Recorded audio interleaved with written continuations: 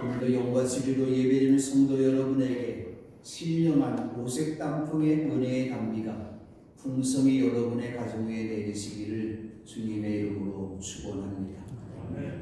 2차 세계대전 당시 영국 정부는 궁핍에 빠진 국민을 구제하기 위한 방안을 추진하면서 1942년 경제학자 윌리엄 베베리지가 발표한 보고서에 영국 국민 모두에게 무상위로 서비스와 실업급여 제공과 자녀 수에 따른 제도, 생활비 등 지원 등의 혜택을 제공하는 사회복지 정책을 실현하면서 요람에서 무덤까지 나라에서 책임을 지겠다고 하였습니다.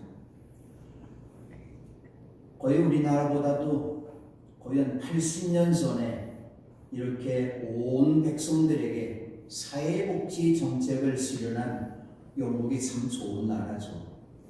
정부가 모든 국민들에게 복지 혜택을 주는 나라는 좋은 나라일 것 같습니다. 코로나19로 고통받고 있지만 금년에 저희 집도 아내와 둘이 살고 있기 때문에 나라로부터 60만 원을 받았습니다. 받으면서도 참 마음이 이런저런 여러 가지 생각이 들었습니다. 결혼하면서 처음 나라로부터 받은 돈인데 오늘 이 돈 받으면서도 후세대들에게 많은 빛을 남겨줄 것 같아서 미안한 마음이 들었고, 진정으로 사회복지 정책을 하기 위해서 이런 돈을 나누어줬으면 좋겠습니다만은 오늘 사회복지 정책이 아니라 정치 정책을 통해서 이런 일을 했다는 것을 볼 때 좀 마음이 많이 아프죠. 또 우리 단양군이 어려운 살림살이지만은 또 단양군으로부터 또 30만 원의 지역 화폐를 받았습니다. 받으면서도 송구스러운 마음이 있었던 것이죠. 나라로부터 복지 혜택을 그래도 우리나라는 많이 받고 있는 것 같습니다. 일본이 나라는 우리나라보다 더 잘 살고 있지만은 백성들은 어렵다고 하죠. 그런데 오늘 우리나라는 그래도 나라는 어렵다고 말을 하면서도 그래도 백성들이 굶어 죽는 사람은 없는 것이죠. 그런데 그럼에도 불구하고 많은 사람들이 나라로부터 복지 혜택을 받기를 원합니다. 그래도 생활이 어렵다고 말을 합니다. 그러나 우리 사랑하는 성도 여러분 모두가 요람에서부터 무덤까지 가는 동안 일평생 행복한 열차에 올라타시기를 바랍니다. 우리는 세상에 태어나면서부터 무덤까지 가는 동안에 수없이 많은 정거장을 지나갑니다.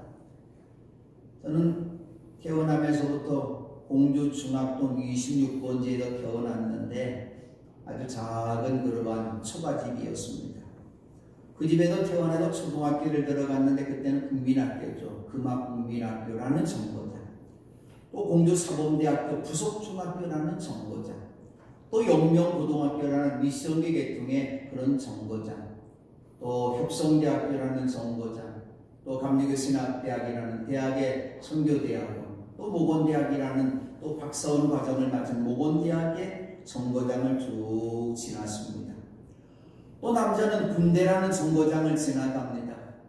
군대에 남은 모두가 일용할 양식을 얻기 위해서 회사나 사업장과 그 정거장을 여러분들이 지금 아마도 지나가는 분이 많을 거죠. 퇴직을 하고서 이제 집에서 계신 분도 있습니다만 그래도 가정의 살림을 위해서 직장이라는 정거장을 여러분이 지금 지나가고 있는 것이죠. 몸이 아프니까 어떡합니까? 몸이 아프면 병원이라는 정거장을 지나갑니다. 또 여행을 하면서 이웃나라 정거장을 지나가는데 요즘은 코로나19 때문에 이웃나라를 가지 못하다 보니까 그래도 제주도에 많이 여행을 다녀온다고 합니다.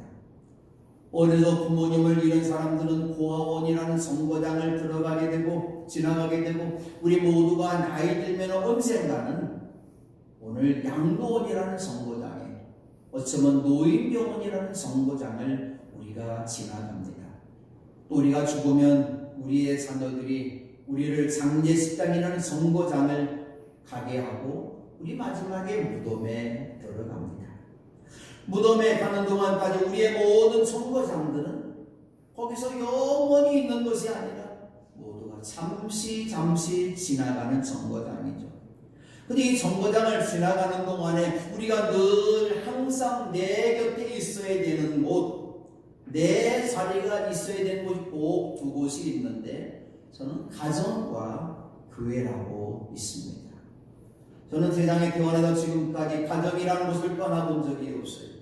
교회라는 곳을 떠나본 적이 없어요. 하나님의 은혜죠. 가정과 교회는 요람에서 무덤까지 가는 동안 지나가는 정거장이 아니라 항상 내 곁에 두어야 되는 친구이기 때문에 우리는 잠시도 가정과 교회를 떠나서는 안 됩니다. 바로 하나님께서 이 가정과 교회를 주셨어요.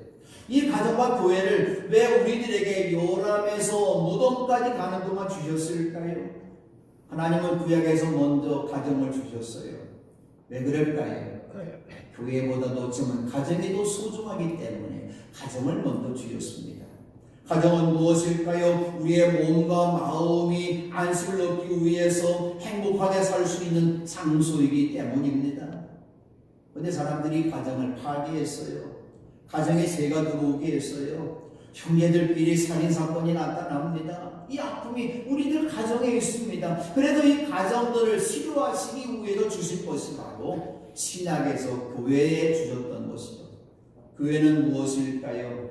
영혼의 안식을 얻으며 살 수 있는 유일한 장소라고 하는 것이죠. 코로나19 시대를 살고 있지만 모두가 비대면으로 하자. 2m 거리를 두자. 요즘에는 교회들도 1m만 거리만 두면 괜찮다. 그렇게 말을 하는데 가정에도 저는 저희 집 사람하고 1m가 아니라 항상 코로나가 생겼지만 잠시 격리할 때만 우리 집 사람이 잠시 격리를 하는데 그때만 빼놓고서는 항상 한 이불 속에도 둘이 자고 있어요. 1m 아니죠. 여러분도 그렇게 주무십니까? 가정은 결코 비대면에서는 아니 된다고 하는 것이죠. 제가 오늘 미련한 질문, 어리석은 질문 하나 좀 하겠습니다. 여러분, 가정과 교회 가운데 무엇을 더 사랑합니까?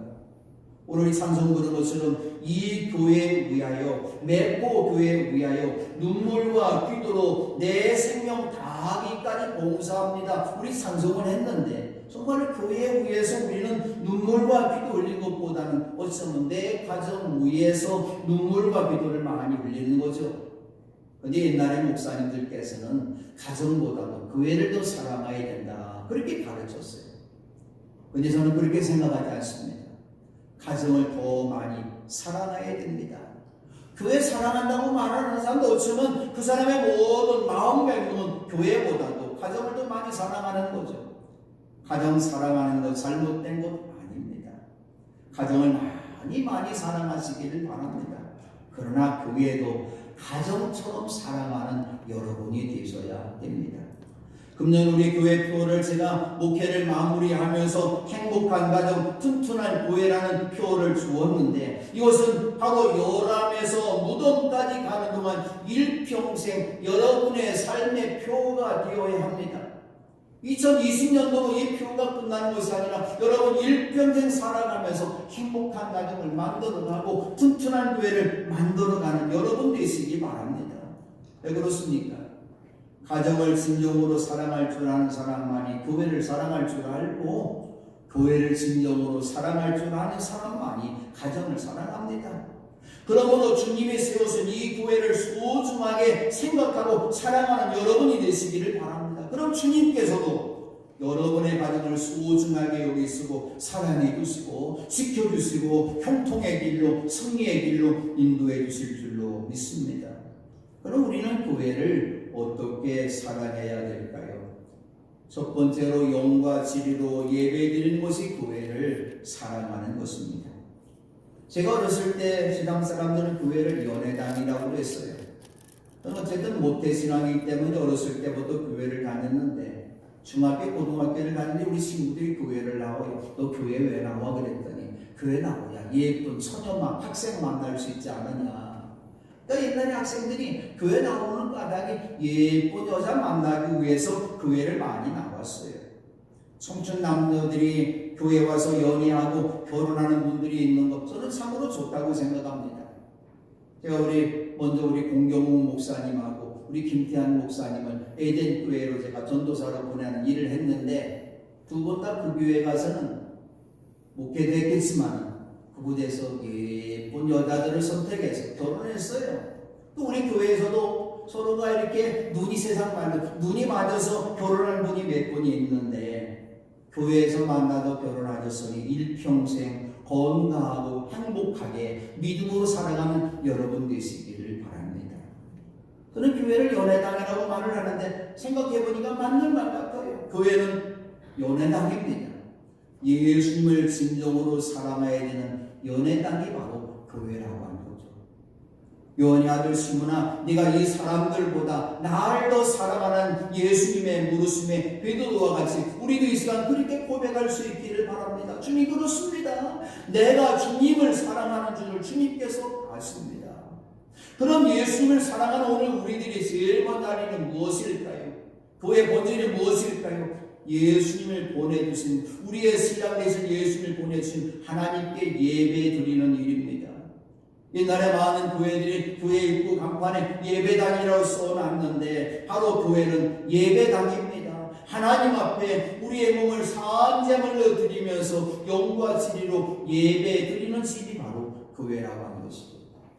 초대교회 모습을 보여주는 오늘의 말씀에 성도들이 교회에 나와서 어떻게 예배 드렸는지 우리 가르쳐주고 있습니다. 42절에 기도에 힘썼다. 47절에 하나님을 찬양하였다.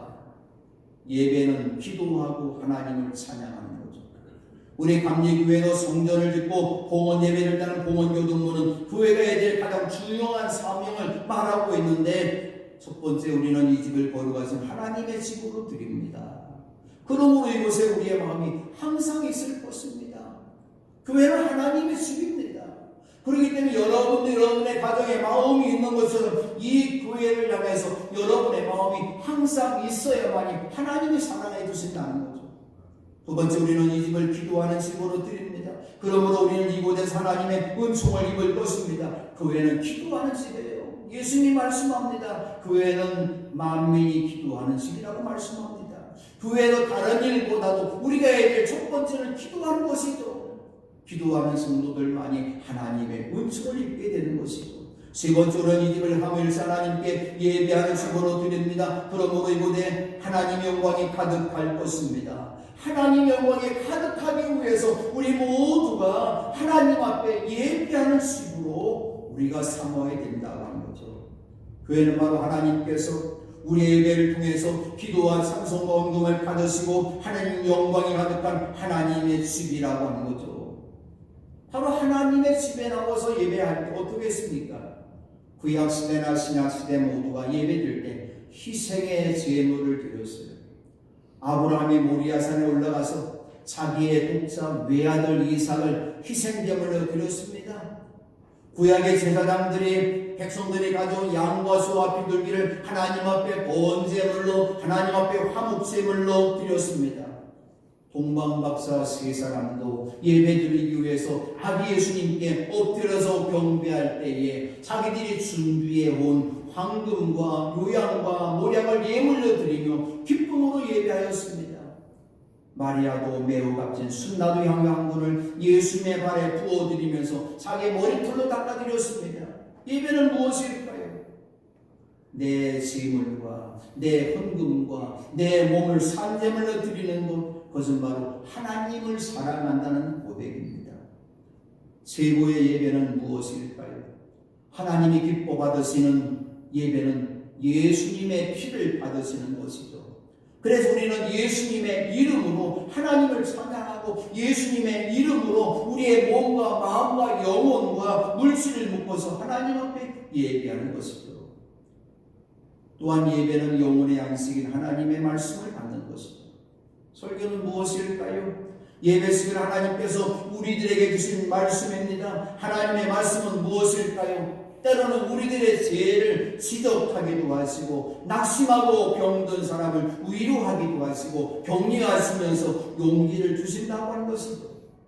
그러므로 하나님의 말씀을 받을 때에는 데살로니가 성도들처럼 하나님의 말씀을 사람의 말로 받지 말고 하나님의 말씀으로 받아들여야 된다고 하는 것이죠.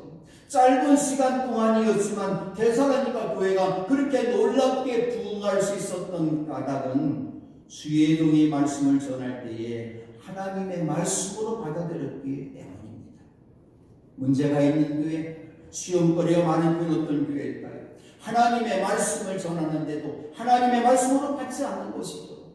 바로 예수님이 와서 말씀을 전할 때도 하나님의 말씀으로 받아들여야 되는데 하나님의 말씀으로 받아들이지 않는다면 예수님이 아무리 말씀을 와서 전한다 할지라도 은혜가 없고 시험이 된다고 하는 것이죠. 영과 진리로 예배드리는 사람이 받은 축복을 보십시오. 아브라함이 하나님께 다시에 가장 귀한 힘을 위아들 이삭을 번제물로 드렸더니 하나님께서 그에게 큰 복을 주셨어요. 자손이 크게 불어나게 됐습니다. 하늘에 반짝이는 별수는 바닷가에 머리알수는 많아지게 했습니다. 이상 모든 민족이 아브라함 자손의 복을 입어서 복을 받게 하셨습니다. 우리는 아브라함의 복 때문에 오늘 우리도 이 복을 받는 것이죠. 찬양과 감사의 사람 다윗의 놀라운 복을 받았습니다. 그는 이스라엘 역사상 가장 위대한 왕이 되었습니다. 솔로몬은 순말이 넘는 번제물 드리며 예배를 드렸을 때 하나님께서 하늘에 지혜를 주셔서 솔로몬보다도 큰 지혜를 가진 사람이 없습니다. 오늘 이 시간도 하나님께서 우리에게 이 복을 주시려고 그 선물 보따리를 준비하고 계시는데 누구에게 주실까요? 지식 많은 교수에게? 돈 많이 있는 부자에게? 높은 권세를 가진 국회의원이나 대통령에게? 인물 잘생기고 노래도 잘하고 그림 잘 그리는 사람? 아닙니다. 하나님께서 하나님이 준비하신 복을 받을 사람은 누구일까요? 영과 진리로 우리의 몸을 산제물로 예배드리는 사람이죠. 그럼 우리가 예배 드릴 때마다 우리가 하나님 앞에 언제나 몸을 산제물로 드리는 영과 진리로 예배 드려야 된다고 하는 것이죠. 나 왕년에 예배 많이 드려서 아니에요. 지금입니다. 지금 이 시간 예배할 때 여러분의 몸을 하나님 앞에 산제물로 드리며 예배하는 여러분 되시기를 바랍니다. 두 번째로 사도들의 가르침을 잘 배우는 것이 교회를 사랑하는 것입니다. 그들은 사도들의 가르침에 몰두하여 사도들의 가르친 말씀이 무엇이었을까요? 역사 이야기였을까요? 정치와 경제 이야기였을까요? 아닙니다. 사도들은 오직 예수 그리스도와 예수님이 전하신 말씀을 전하였습니다. 베드로의 오순절 설교도 예수님이었습니다. 이스라엘 온 집안을 확실히 알아두십시오. 하나님께서는 여러분이 십자가에 못 박던 예수를 주님과 그리스도가 되게 하셨습니다. 성전 아름다운 문 곁에서 지나다니는 사람에게 한 푼 줍시오 구걸하는 그 거지에게 베드로가 준 것도 돈이 아니었어요. 예수님이었습니다. 은과 금은 내게 없으나 내게 있는 것을 그대에게 주니 나사렛 예수 그리스도 이름으로 일어나 걸으시오. 베드로는 대장 안나스와 가야바와 유대 지도자와 장로들 앞에서도 전한 말씀은 예수님이었습니다. 예수밖에는 다른 아무에게도 구원은 없습니다. 사람들에게 주신 이름 가운데 우리가 의지하여 구원 얻어야 할 이름은 하늘 아래 이 이름밖에 다른 이름이 없습니다. 감리교 봉헌식 교본의 그 동문 5번째 말씀입니다. 우리는 이 집을 그리스도를 배우는 집으로 드립니다. 교회는 그렇습니다. 예수 그리스도를 배우는 집입니다. 교회는 세상 역사 배우는 곳이 아니에요. 정치와 경제를 배우는 곳이 아닙니다. 문화와 예술을 배우는 곳이 아닙니다. 교회는 오직 예수 그리스도만을 배우는 집입니다. 지난 여름 성기학교 때 우리 교회 학교 어린이들에게 예수님과 함께 신나게 노는 방법을 알려주기 위해서 감리의 교육국에서 캔스턴 캠핑이라는 콘셉트로 예수님과 함께라는 주제 아래서 4시간을 가르치는 교육을 했습니다. 예수님과 함께 떠나요. 예수님과 함께 사줘요. 예수님과 함께 이겨요. 예수님과 함께 먹어요. 여러분의 일생 어떤 정거장을 가든지 여러분이 무엇을 구할 때마다 여러분이 이 땅의 상종년 삶에서 여러분이 살아갈 때에 이기기 위해서 예수님과 함께 이길 수 있는 예수님과 함께하는 여러분 되시기를 바랍니다. 일생 기쁨과 즐거움 속에서 행복히 가정한 일생전 되기를 원하십니까? 요람에서 무덤까지 가는 그 시간까지 온유하고 겸손한 예수님, 사랑과 은혜가 많으신 예수님과 함께 살면서 우리의 마음도 온유하고 겸손한 예수님의 마음으로 살아야 될 줄로 믿습니다. 그들이 사도들의 말씀을 들을 때 몰두하며 들었다고 말씀합니다. 몰두하며 들었다? 온 정신을 다 기울여 들었다는 말씀이죠. 귀를 열고 들었습니다. 눈을 뜨고 들었습니다. 입을 열어서 아멘으로 화답함에도 들었습니다. 그리고 제일 귀한 것, 마음 활짝 열고 들었습니다. 제가 늘 하는 이 말이 있어요. 예배드리러 나올 때에 요즘에 우리를 제일 방해하는 게 뭘까? 휴대폰이에요. 휴대폰은 예배드리러 오시는 날 집에 두고 오시든지, 만약 가지고 오셨다면 차에 두고 오시든지, 교회에 나오셔서 그냥 모르고 가셨다면 휴대폰을 진동이 아니라 잠시 꺼두셔야 됩니다. 그럴 때만이 하나님의 말씀을 몰두해서 말씀을 잘 듣고 말씀을 배운 대로 살아갈 수 있는 여러분 모두가 교회를 사랑하고 주님을 사랑하는 것이고, 세 번째 사랑의 교제를 나누는 것이 교회를 사랑하는 것입니다. 44절에서 46절 말씀은 초대교회 성도들이 아름다운 교제를 보여주고 있는 말씀이죠. 믿는 사람은 모두 함께 지내며 모든 것을 공동으로 소유하였다. 그들은 세상과 소유물을 팔아서 모든 사람에게 필요한 대로 나누어 줬다. 그리고 날마다 한 마음으로 성전 열심히 모이고 집집이 돌아가면서 빵을 떼며 순전한 마음으로 기쁘게 음식을 먹고, 교회는 구속의 공동체입니다. 혼자 구원받고 혼자 천국 가는 것이 아닙니다. 예수님을 나의 주로 믿는 모든 사람들이 함께 교회라고 하는 울타리에 살면서 지내는 것이죠. 저희 다 예수님과 함께 지낸 것처럼 말입니다. 함께라는 말이 어떤 말일까요? 저는 가족이라는 의미로 생각하고 있습니다. 우리 모두가 하나님을 아버지로 믿는 사람, 하나님의 자녀들이기 때문에 우리는 모두 형제 자매들입니다. 제가 우리 딸과 아들 둘을 낳았는데 한참 클 때는 둘이 그렇게 많이 싸워요. 여러분 자녀들 형제 자매들끼리 싸우는 걸 많이 보셨죠? 싸우면 부모님 마음이 아프죠. 형제 자매들끼리 흉보고 미워하고 무시하면 부모의 마음이 아프죠. 하나님 아버지 마음도 마찬가지예요. 믿는 믿음의 사람들이 서로 흉보고 미워하고 원망하고 불평하고 무시하면 하나님 아버지 마음이 아프시다는 거죠. 다시 말하면 그것은 바로 하나님 아버지를 미워하고 하나님 앞에 원망하는 것이기 때문에 우리 모두 함께 지내면서 사랑하는 여러분 되시기를 바랍니다. 모든 초대교회 성도들이, 교회 모든 신자들이 한 가족임을 알고 모든 것을 공동으로 소유하기 위해서 재산을 팔았어요. 소유물을 팔았습니다. 모든 것을 필요한 대로 나누어 주었는데, 현대를 살아가는 우리들에게 이 일은 매우 어려운 일입니다. 할 수 없는 일이죠. 그러나 우리가 할 수 있는 일이 있습니다. 어려운 성도들이 있을 때, 시험당한 성도들이 있을 때 먼저 기도로 돕고 말로 돕고 우리에게는 작은 물질로라도 도울 수 있는 우리가 되어야 됩니다. 그리고 초대교회 성도들은 모두가 예배하기 위해서, 사랑의 교제를 나누기 위해서 날마다 한 마음으로 성전 열심히 모였다.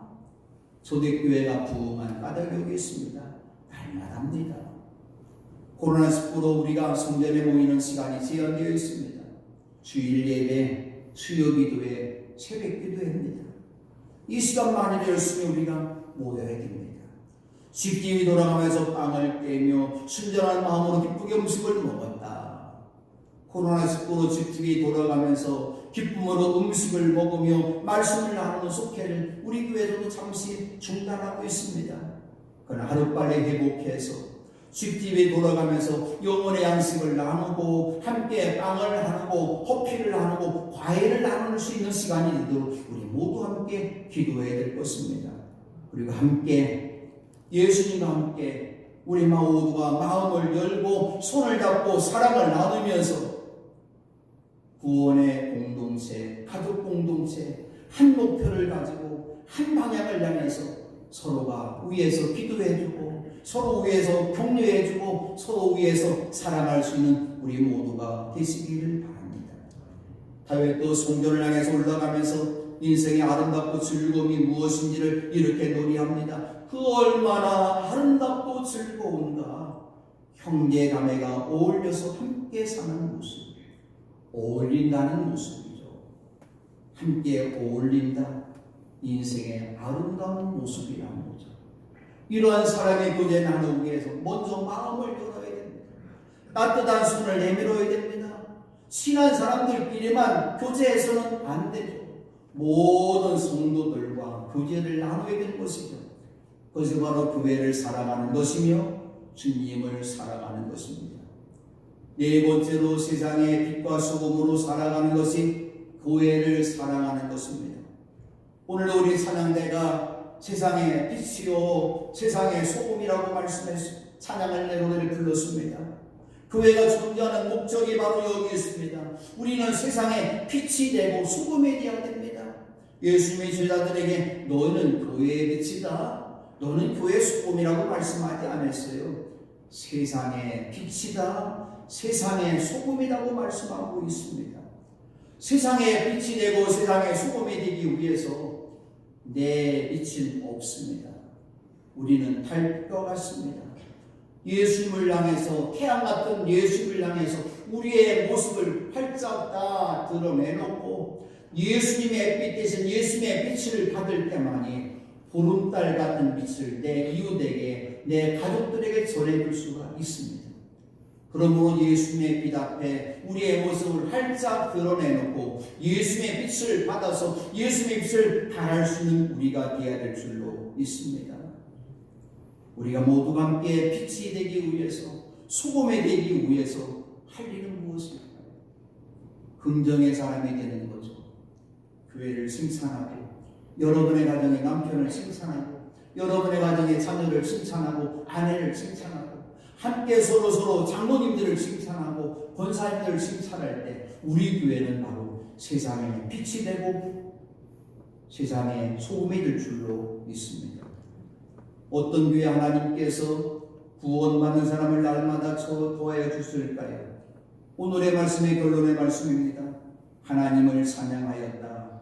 그래도 그들은 모든 사람에게서 호감을 샀다. 주님께서는 구원받는 사람을 날마다 도와여 주셨다. 우리가 다윗처럼 온 힘과 정성을 다해서 하나님을 찬양할 때 100년을 향해서 나아가는 우리 교회에 의해 구원받는 사람을 날마다 도와여 주실 것입니다. 우리가 예배 드릴 때 목소리 높여서 하나님을 찬양해야 되지만 우리들의 삶이, 곧 우리들의 말 한마디가, 우리 행동 하나하나가 모두가 하나님을 찬양하는 모습이 되어야 됩니다. 세상 사람들이 우리를 보고 있어요. 어떻게 신앙생활하고 있는지. 자기들은 신앙생활하지 않으면서도 저 매폭교회 다니는 사람, 그 사람 말하는 거 보니까 예수 믿는 사람 안 같아. 저 사람 행동하는 거 보니까 예수 안 믿는 사람 같아. 그렇게 깍쟁이야. 그렇게 나쁜 사람이야. 그런 소리 들어서는 아니 된다고 하는 거죠. 우리의 말하는 모습이, 우리 행동하는 모든 모습들이 하나님을 찬양하는 모습들을 세상 사람들이 볼 때 세상 사람도 또 호감받을 수가 있고, 그때 그 모습을 하나님께도 보시고 주님께서 구원받는 사람을 날마다 도와주실 줄로 믿습니다. 우리 교회에 구원받는 사람을 날마다 우리 주님께도 도와주시기 위해서 우리가 감당해야 될 사명이 먼저 있습니다. 성령의 능력을 풍성히 받으시기를 바랍니다. 신앙생활할 때 내 첫사랑의 신앙의 모습이 어디로 갔습니까? 주님 앞에 기도하며 눈물을 흘렸던 그 모습이 어디로 갔습니까? 성령님을 슬프게 하기 때문에, 성령님으로 내 마음을 가득 채우지 않았기 때문에 그런 모습이 되지 않았습니까? 성령 능력을 풍성히 받는 여러분 되시기를 바랍니다. 그리고 아직도 구원받지 못한 가족에게 복음을 전하십시다. 내 가진 이사의 동들과 성분들에게 복음을 전하십시다.